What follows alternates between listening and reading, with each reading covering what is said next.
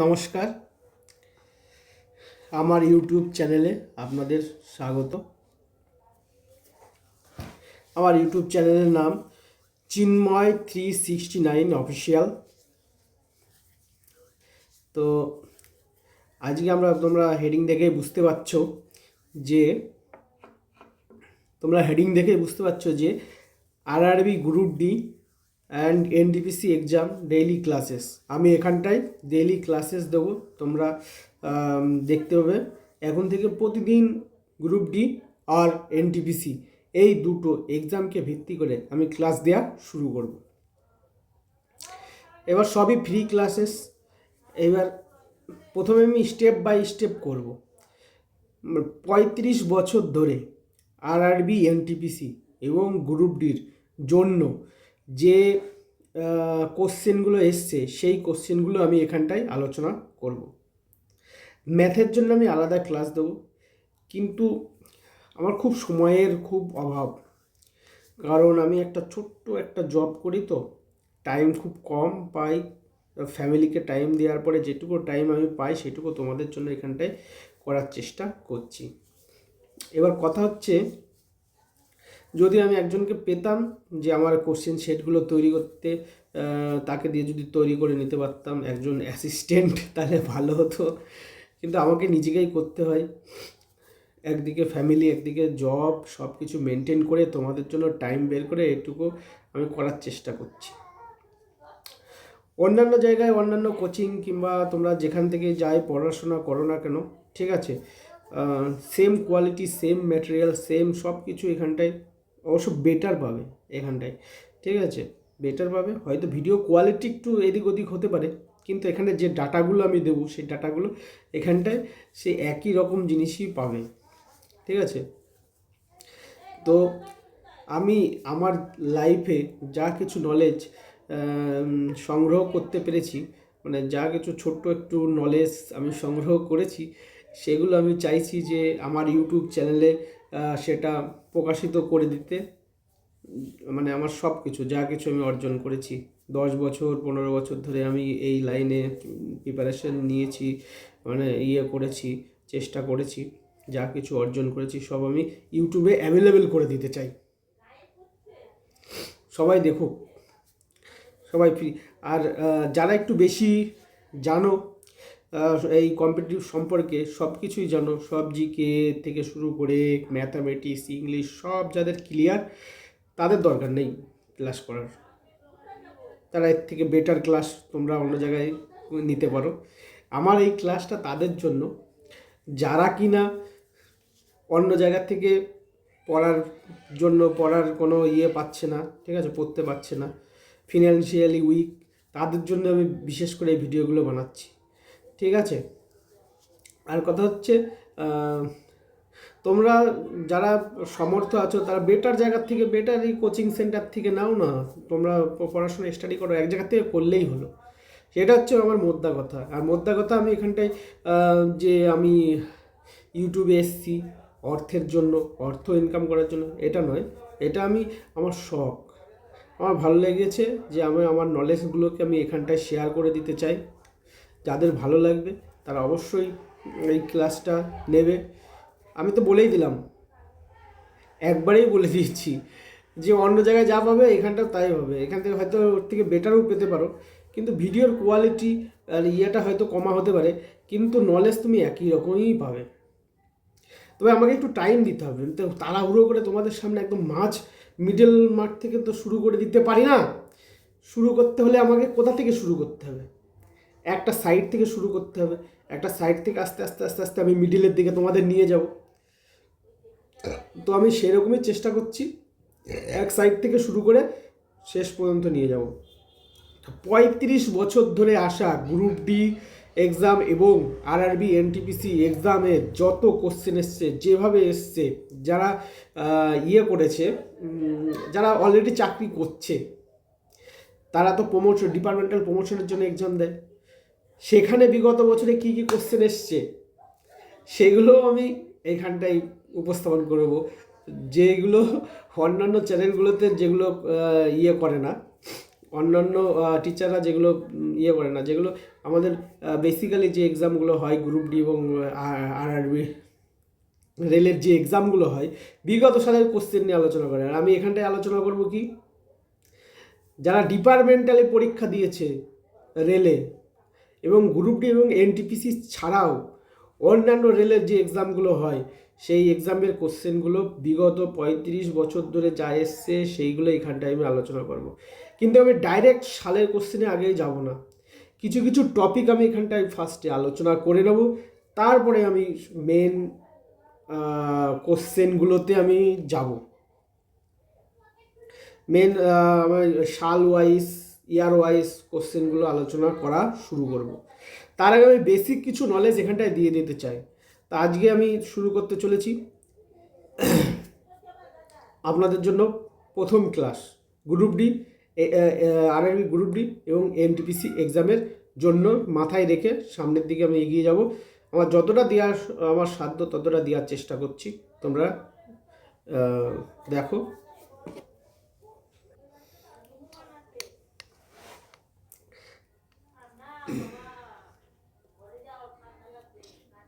আজ আমরা প্রথম ক্লাস করব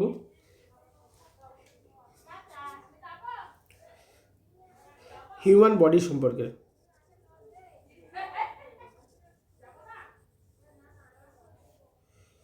হিউম্যান বডি সম্পর্কে বডি পার্টস যেগুলো আছে সেগুলো নিয়ে আমরা একটু দেখে নেব। এখানে মোটামুটি 40টা মতো কোশ্চেন হবে। স্টেপ বাই স্টেপ আমরা এগোই না। পরের দিন বলবো মাউন্টেন প্লেটু, ঠিক আছে, ওয়েদার, ক্লাইমেট চেঞ্জ, বিভিন্ন ফরেস্ট সম্পর্কে আমরা জেনে নেবো, ইন্ডিয়া সম্পর্কে। তারপরে আবার পরের দিন ইন্ডিয়ান স্টেটগুলো সম্পর্কে একটুখানি জেনে নেবো। বেসিক জিনিসগুলো আমি আগে জানিয়ে দিয়ে তারপরে স্টার্ট করাটাই বেটার হবে আমার সালের কোশ্চেনে যাওয়া, আমার সেটাই মনে হয়। ঠিক আছে, তোমরা দেখো, যদি বিশ্বাস থাকে এইভাবে এগিয়ে যাও, সাকসেস নিশ্চিত। ঠিক আছে, প্রথম কোশ্চেন আমরা পড়ি। মাথার খুলিতে কতগুলি হাড় আছে? এই যে আমাদের মাথার খুলিতে অনেকগুলো হাড় আছে, কিন্তু এটা আমরা যখন জীবনবিজ্ঞান লাইফ সায়েন্স সম্পর্কে আমি যখন বেসিক ক্লাসগুলো দেওয়া শুরু করব, বেসিক থেকে যখন শেখাবো, সেখানে সব বলে দেবো হাড় কতগুলো হাড় আছে, কি বৃত্তান্ত। মানুষের শরীরে যেরকম হাড় আছে 206টি হাড় আছে, এটা তোমরা জানি। আবার যখন বাচ্চা অবস্থা থাকে 350-রও বেশি থাকে।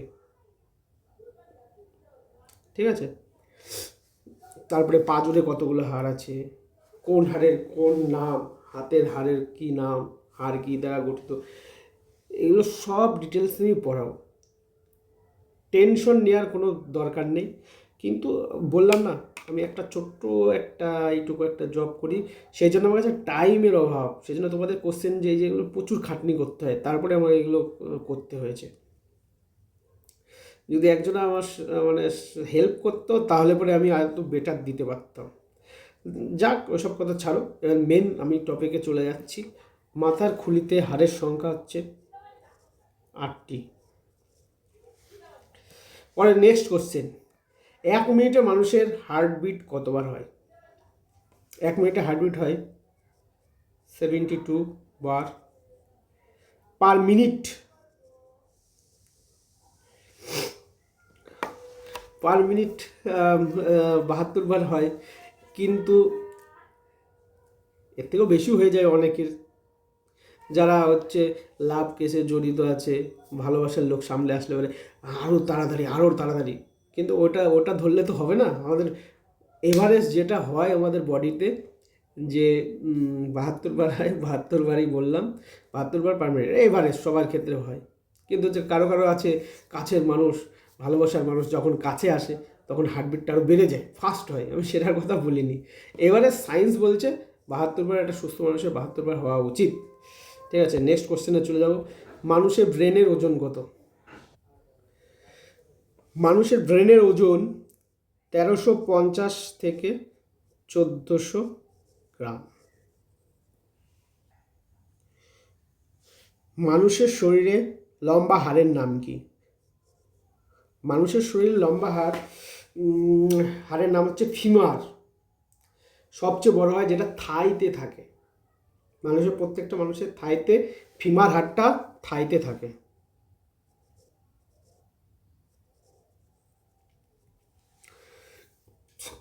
সবচেয়ে ছোট হাড়, সবচেয়ে ছোট হাড়ের নাম কি? সবচেয়ে ছোট হাড়ের নাম স্টেপিস।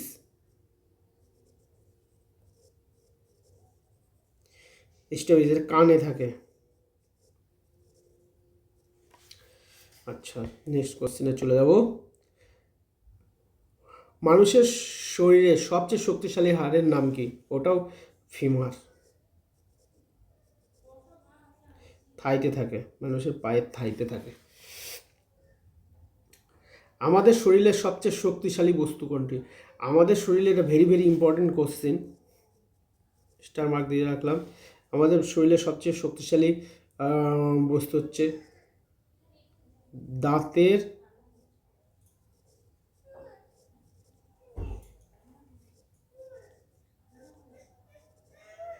দাঁতের এনামেল।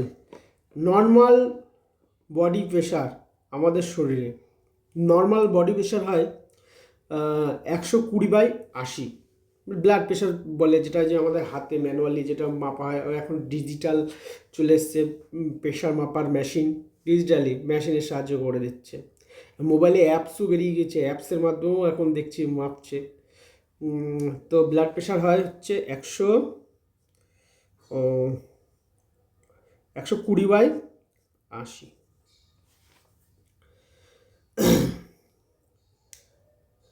গড়ে আমাদের শরীরে কত শতাংশ জল থাকে? আমাদের শরীরে গড়ে জল থাকে 65 থেকে 80%। আমাদের শরীরের ওজনের কত শতাংশ রক্ত? আমাদের শরীরের ওজনের কত শতাংশ? আমাদের শরীরের মোট শরীরের যা ওজন হবে তার 7%। 7% রক্ত, 7% রক্ত। কারোর ওজন যদি হয় 70 কেজি, তাহলে মানে তার 7% কত হচ্ছে? 7% হবে হচ্ছে, তাহলে টোটাল ওজন 7%, এই 4.9 এত।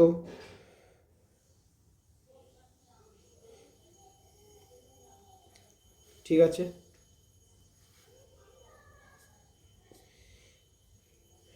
আচ্ছা, আমাদের শরীরে কত লিটার জল থাকে? আমাদের শরীরে কত লিটার জল থাকে? আমাদের শরীরে রক্ত থাকে, রক্ত রক্ত থাকে 4.7 থেকে 5.5 লিটার। এটা হচ্ছে এভারেজ থাকে। মানুষের শরীরে রক্তে পিএইচ এর পরিমাণ, মানুষের শরীরে পিএইচ 7.4। বলছে মানুষের কোন অর্গান রক্তকে পরিষ্কার করতে সহায়তা করে? মানুষের রক্তকে পরিষ্কার করতে সহায়তা করে কিডনি।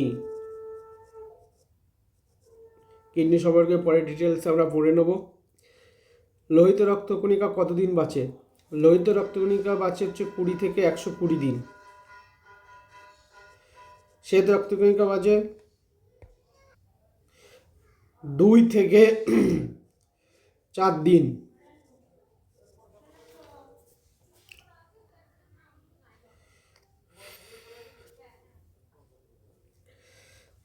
শ্বেত রক্তকণিকা লিউকোসাইট নামে পরিচিত।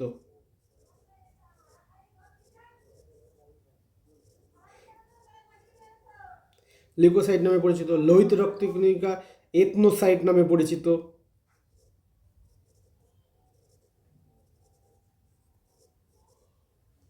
আচ্ছা, কোন গ্রন্থি মানুষের শরীরে টেম্পারেচার নিয়ন্ত্রণ? কোন গ্রন্থি মানুষের শরীরের টেম্পারেচারকে নিয়ন্ত্রণ করে? Hypothalamus gland.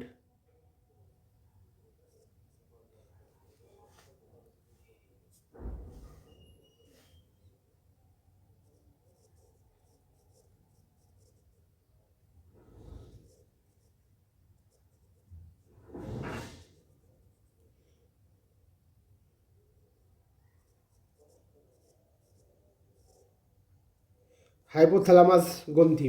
কোন রক্তের গ্রুপকে সার্বিক দাতা বলা হয়? সার্বিক দাতার ও ও গ্রুপকে। কোন রক্তের গ্রুপকে সার্বিক গৃহীতা বলা হয়?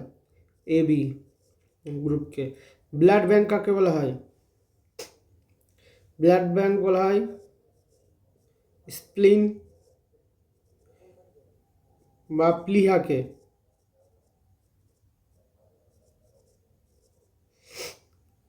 মানুষের শরীরের পাচন ক্রিয়া, পাচন ক্রিয়া হয়ে গেছে, এটা পাচন ক্রিয়া হবে।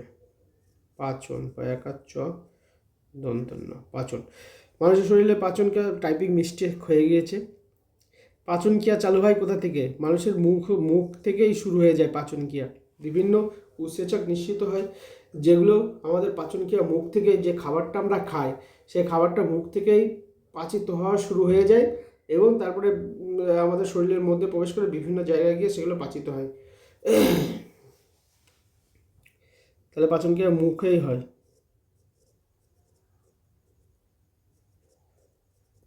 মুখের মধ্যেই শুরু হয়।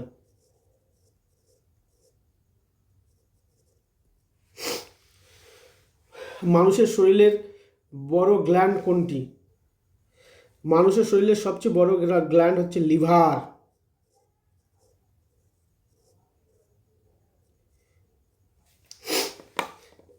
লিভার, মানুষের শরীরের সবচেয়ে বড় গ্ল্যান্ড হচ্ছে লিভার, এটা আমরা জানি। লিভারের বিশাল ইম্পর্টেন্স আছে। এখন বর্তমানে আমরা যদি কোনো টেস্ট করতে যাই ডাক্তারের কাছে, আমরা দেখি ফার্স্টে আগে চেক করবে ফ্যাটি লিভার আছে কিনা। এখন একটা এই বর্তমানে এই এই রোগটা আমি বিশেষ করে লক্ষ্য করতে পারছি, যেখানটায় ডাক্তার দেখাতে যায় না কেন আগে ফ্যাটি লিভারটা চেক করে নিচ্ছে। আর প্রত্যেকটা লোকেরই ফ্যাটি লিভার আছে। আর আমরা খাওয়া দাওয়ারও এখন কন্ট্রোলের মধ্যে নেই, উল্টো পাল্টা খাওয়া শুরু করে দিই। একটা টাইম ছিল আমরা হয়তো বছরে একবার কি দুবার কি তিনবার চিকেন খেতাম, এখন দেখা যাচ্ছে আমরা একদিন পর পর কিন্তু প্রতিদিনই খেয়ে নিচ্ছি চিকেন।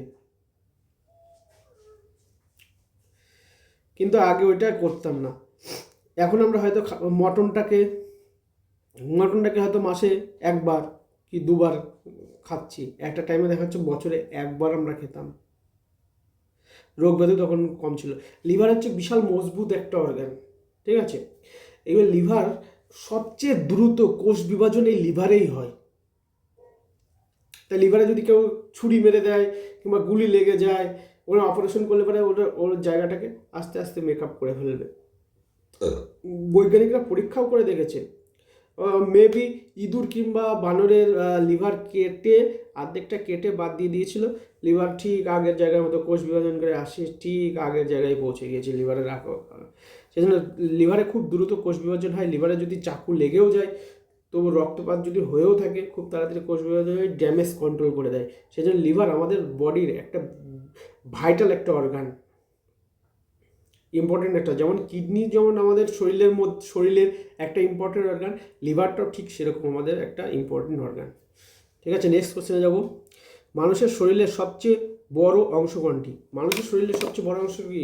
মানুষের শরীরের সবচেয়ে বড় অংশ হচ্ছে স্কিন। এই যে স্কিনটা দেখতে পাচ্ছ তোমরা, এই স্কিনটা সারা জায়গায় ছড়িয়ে রয়েছে। সুতরাং স্কিনটা হচ্ছে মানুষের শরীরের সবচেয়ে বড় অর্গান, বড় অংশ। ত্বক, যাকে বাংলায় ত্বক বলা হয়।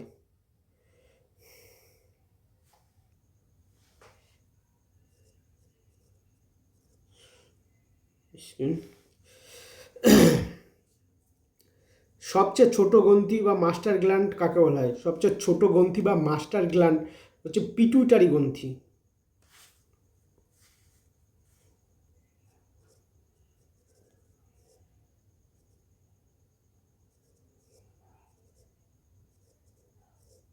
পিটুইটারি গ্রন্থি। আর হাতের লেখাটা একটু মানে কি বলবো, একটু উইক আছে, তোমরা একটু বুঝে নিও।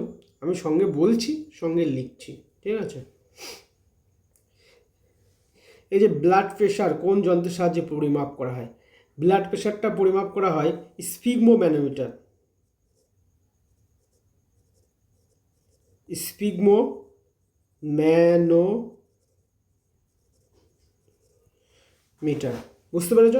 ব্লাড প্রেশার কিসের সাহায্যে, কোন যন্ত্রের সাহায্যে পরিমাপ করা হয়? এটা ভেরি ভেরি ইম্পর্টেন্ট কোশ্চেন, বহুত এক্সামে এসছে। তো সরি,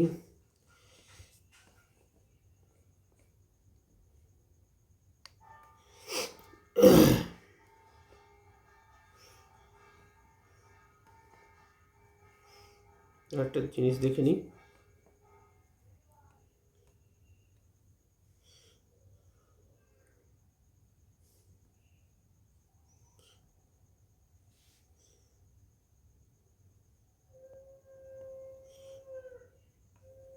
একটা জিনিস দেখতে হবে।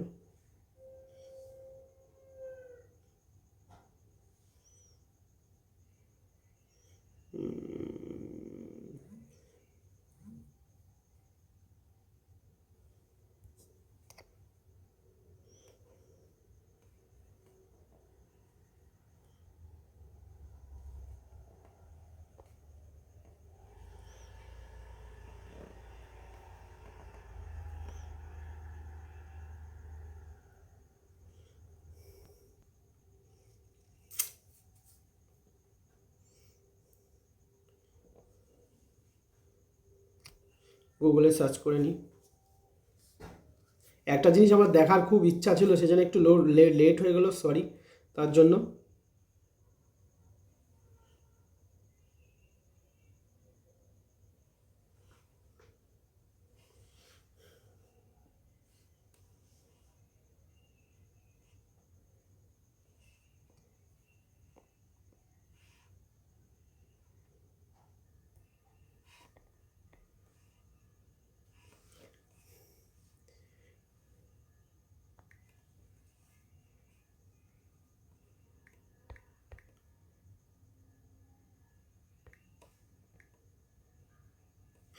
স্পিগমো ম্যানোমিটার, সি,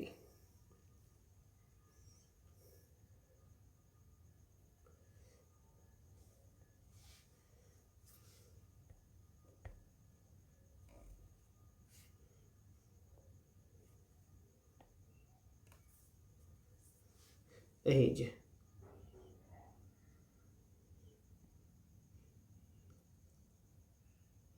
এই যে স্পিগমো ম্যানোমিটার, এটা দেখার জন্য তোমাদেরকে আর কি আমি একটু ডিস্টার্ব করলাম। এইটার সাহায্যে প্রেশারটা পরিমাপ করা হয়। এই যে দেখতে পাচ্ছ, এই দুটো দুটো জিনিস নিয়ে আমরা প্রেশারটা মাপি, এই দুটো জিনিস নিয়ে।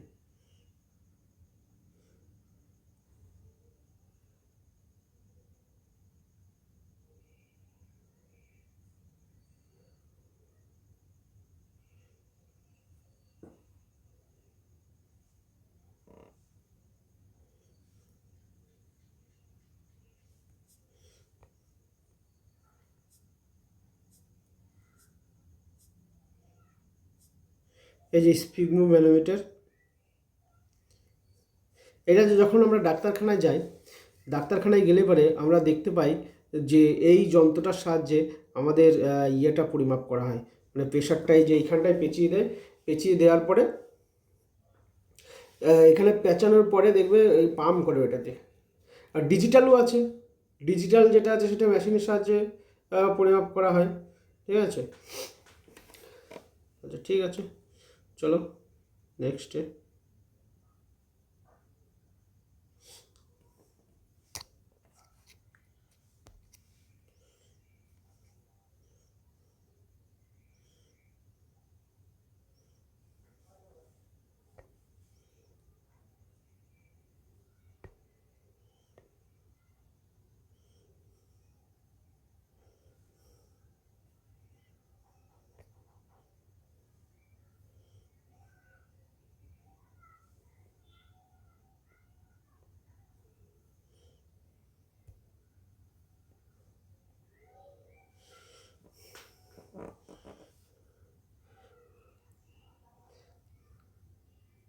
মানুষের পাঁজরে হাড়ের সংখ্যা কত? সরি,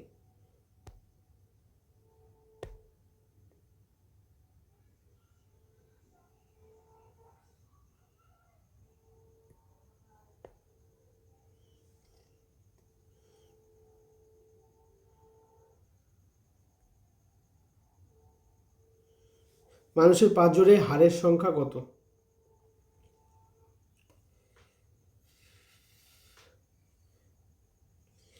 মানুষের পাঁজরে হাড়ের সংখ্যা, সরি,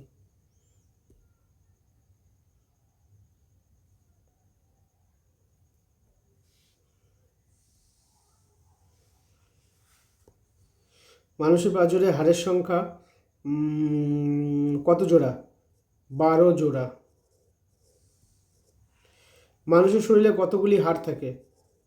আগে বলেছি 206। শিশুদের ক্ষেত্রে 350টিরও বেশি।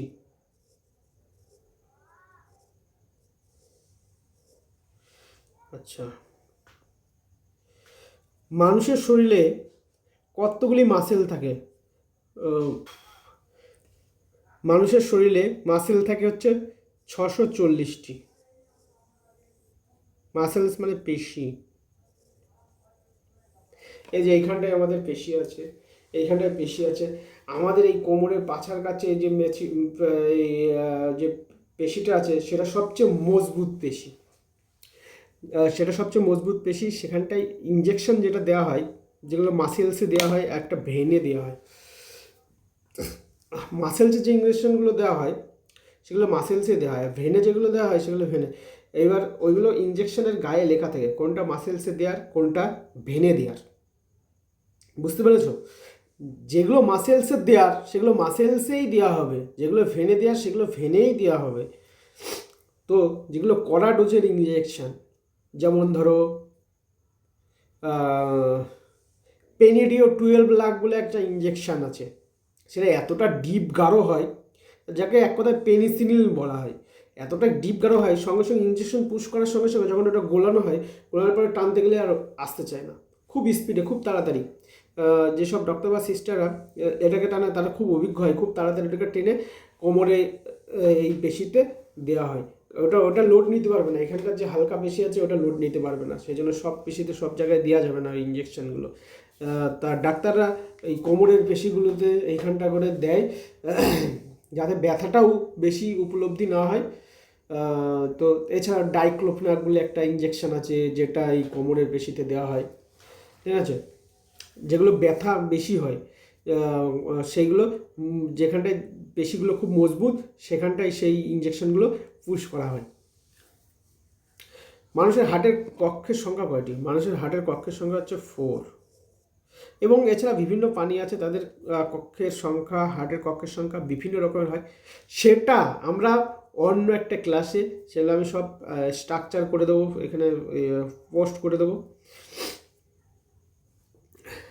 তা আমার এই কোশ্চেনগুলো যেগুলো আমি এখানটায় আলোচনা করলাম, তা অনেকে যারা প্রথম আমার এই ক্লাসটা দেখছে তারা হয়তো মনে মনে ভাবতে পারে যে কি ক্লাস করাচ্ছে, এই কেমনভাবে করাচ্ছে, এগুলো ইজি কোশ্চেন, আমি সব জানি। এবার কথা হচ্ছে তুমি সবই জানো, সবই জানতে পারো তোমরা, ঠিক আছে?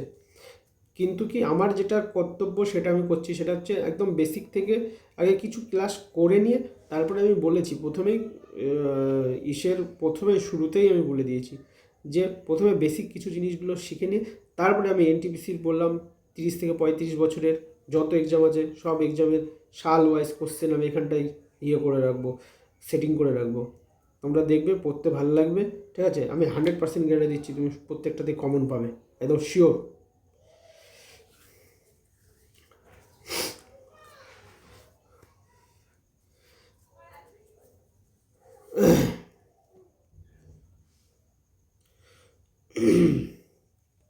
মানুষের শরীরে ক্রোমোজোমের সংখ্যা কয়টি?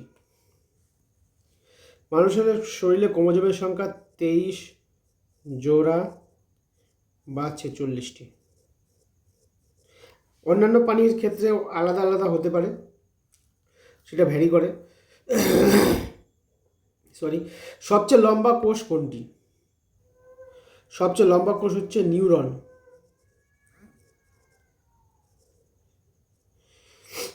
আরআইএস ফ্যাক্টর কারা আবিষ্কার করে?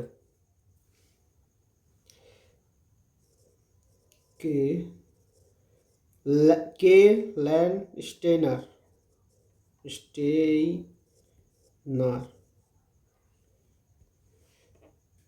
ও এস এ ওয়েনার। এই দুইজন আরিস ফ্যাক্টর আবিষ্কার করে। আরিস ফ্যাক্টর ওর নাম কি, বাদর কিংবা হনুমান মনে হয়, আমার যতদূর মনে পড়ছে বাদর কিংবা হনুমানের ব্লাডকে নিয়ে এই আরএস ফ্যাক্টরটা আবিষ্কার করেছিল, মানে এক্সামিন করার পরে। দিনে আমরা কত লিটার মূত্র ত্যাগ করি? 1 থেকে 2 লিটার। আমার কোনো কোনো বইতে 1 থেকে 1.5 লিটারও দেওয়া আছে, অসুবিধা নেই। মানুষের শরীরে অত্যাবশ্যকীয় অ্যামাইনো অ্যাসিডের সংখ্যা কয়টি? 20টি। অ্যামাইনো অ্যাসিডের মূল মেন উপাদান কি জানো? অ্যামাইনো অ্যাসিডের মেন উপাদান হচ্ছে প্রোটিন।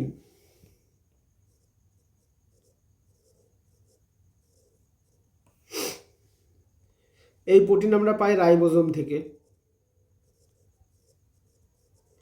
রাইবোজোম থেকে, সেই জন্য রাইবোজোমকে প্রোটিন ফ্যাক্টরিও বলা হয়।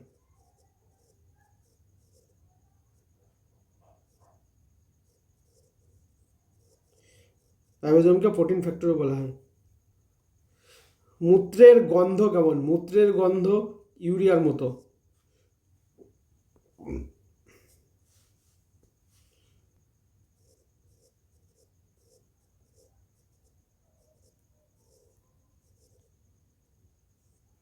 ইউরিয়ার মতো।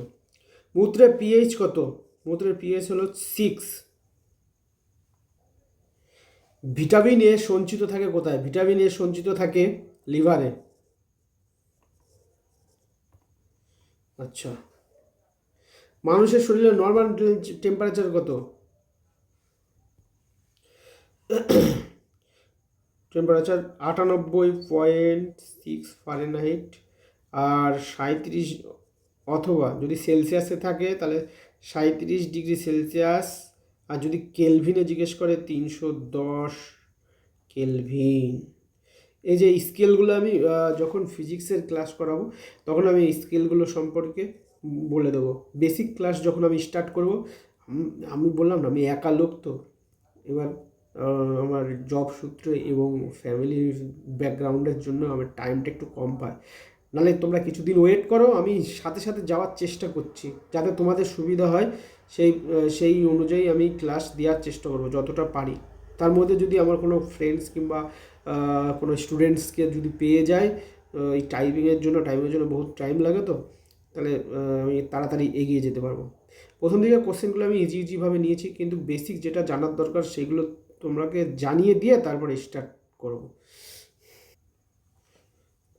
টিস্যু টিস্যু কী দ্বারা গঠিত হয়? টিস্যু গঠিত হয় প্রোটিন দ্বারা।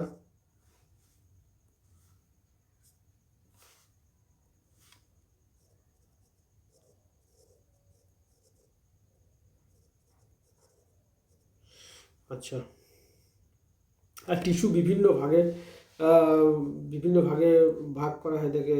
তার মধ্যে বিভিন্ন ভাগে ভাগ করা হয়। তার মধ্যে এপিথেলিয়াল টিস্যু বলে একটা টিস্যু আছে। তারপরে এপিথেলিয়াল টিস্যু আছে। আর একটা কী টিস্যু ওটাকে বলে, এই মুহূর্তে মনে পড়ছে না। তবে টিস্যুর ক্লাসটা যখন করাবো তখন তোমাদের ডিটেলসে বলে দেবো। ব্রেনের সবচেয়ে বড় অংশের নাম কি? সেরিবেলাম। সেরিবেলাম।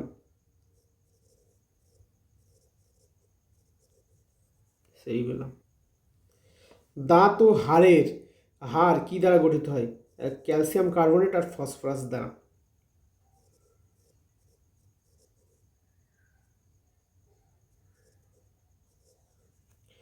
ক্যালসিয়াম কার্বনেট ও ফসফরাস দ্বারা।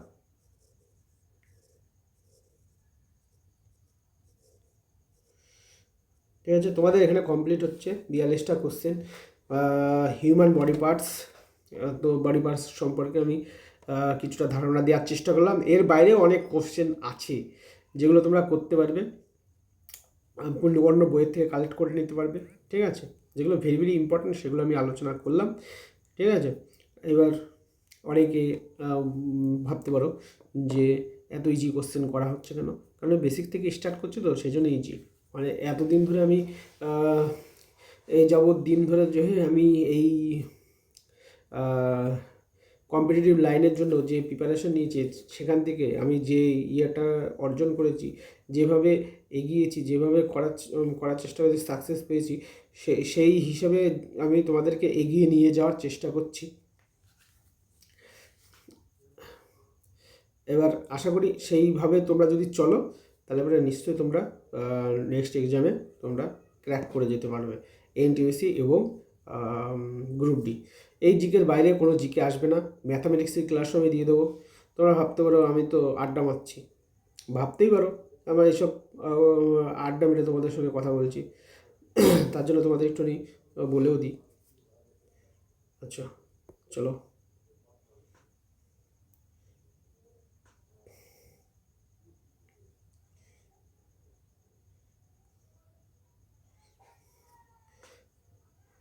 দেখতে পাচ্ছ এটা, দেখতে পাচ্ছ এটা একটু বড় করে দেখায় তোমাদের। না এটা আমার বড় হচ্ছে না তো, ঠিক আছে। এইখানটায় নামটা দেখে নাও, এই দেখো প্রথমে নাম দেওয়া আছে। এটা হচ্ছে public service commission, public service commission West Bengal. এর এক্সামে কদিন আগে ক্লার্কশিপের এক্সাম হয়েছে, ক্লার্কশিপের এক্সামে রেজাল্টটা দিয়েছে। রেজাল্টে দেখো আমার নাম লেখা আছে চিন্ময় সরকার, নিরাপদ সরকার, জ্যোৎস্না সরকার, এই যে আমার রোল নাম্বার, এই যে আমি টোটাল নাম্বার কত পেয়েছি। এবার যাই, এবার এবার যাই কাট অফ। জেনারেল এসছে, জেনারেল দেখতে পাচ্ছ, তারপর ওবিসি, ওবিসি বি, তারপরে আমি পাস করেছি নিশ্চয়ই। এই বুড়ো বয়সে এসেও পাস করেছি, তবে না পড়ে পরীক্ষা দিতে গিয়েছিলাম, না পড়ে পাস করেছি। তো ওই 30শে ডিসেম্বর মনে হয় এক্সাম আছে, তোমাদের সকলে যারা পিএসসি এক্সাম দিচ্ছ ভালো করে প্রিপারেশন নাও মেনের জন্য, ঠিক আছে। আর আমি তো ছোট্ট একটা জব করছি, আমার অসুবিধা নেই, আমি এতে সন্তুষ্ট আছি, ঠিক আছে। এবার আমিও দেবো পরীক্ষা, হলে ভালো, এক্সামে পাস করলে, মেনে পাস করলে ভালো, না হলে পরে আমার লাইফ তো আমি ঠিক করেই নিয়েছি।